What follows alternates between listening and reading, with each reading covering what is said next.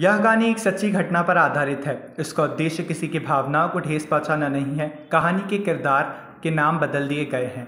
ये कहानी मुंबई के एक लड़के के बारे में है जिसका नाम होता है विशाल। विशाल बचपन से ही एक स्पेशल चाइल्ड होता है जिसको कुछ भी अच्छे से समझ नहीं आता। ना तो वो पढ़ाई में अच्छा होता है, ना ही किसी खेल कूद में।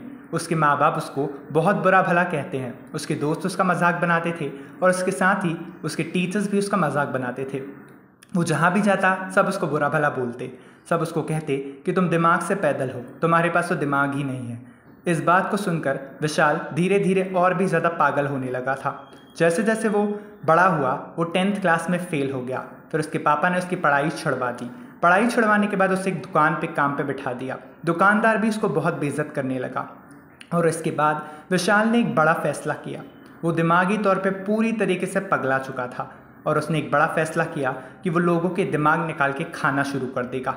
विशाल ने खून करना शुरू किए। वो एक सीरियल किलर बन गया था और उसने सभी लोगों के जिनके दिमाग अच्छे थे उनको जान से मारकर उनका भेजा खाना शुरू कर दिया। पूरी मुंबई में ऐसी खबर फैल गई थी कि एक वांटेड सीरियल क्रिमिनल घूम रहा है जो कि लोगों का दिमाग खाकर उनके पूरे शरीर को किसी खाली जगह या सड़क पर फेंक देता है। और फिर विशाल के पापा ने उसकी शादी करा दी। विशाल की पत्नी उससे बहुत ज़्यादा परेशान रहती थी विशाल के दिमागी तौर पे कमज़ोर होने की वजह से।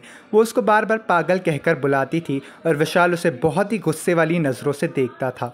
एक दिन वो विशाल को नीचे वाले कमरे में जाती देखती है जो कि कमरा लकड़ियों के बीच छुपा हुआ होता है। वो उसके पीछे जाती है और फिर वो देखती है कि विशाल किसी का भेजा खा रहा होता है। वो इस बात को देखकर बहुत ज़्यादा डर जाती है और इंस्पेक्टर शुक्ला को कॉल करती है जो कि सीरियल क्रिमिनल का केस हैंडल कर रहे होते हैं और वे फ़ौरन वो वहाँ पहुँच जाते हैं। लेकिन इतने में ही विशाल अपनी पत्नी को देख लेता है कि उसकी पत्नी ने उसे देख लिया है। और फिर विशाल अपनी पत्नी का भी वही हाल करता है जो वो दूसरों का करता है। उसको भी वो जान से मार देता है और फिर उसका भेजा खाने लगता है। लेकिन इतने में ही पुलिस वहाँ पहुँच जाती है और पुलिस विशाल को पागल खाने भेज देती है। कहानी यहीं पर ख़त्म हो जाती है विशाल की। कहानी को दो नज़रियों से देखा जाता है। इस कहानी का पहला नज़रिया ये होगा कि विशाल ने जो किया वो बहुत गलत किया और विशाल को कड़ी से कड़ी सज़ा मिलनी चाहिए थी।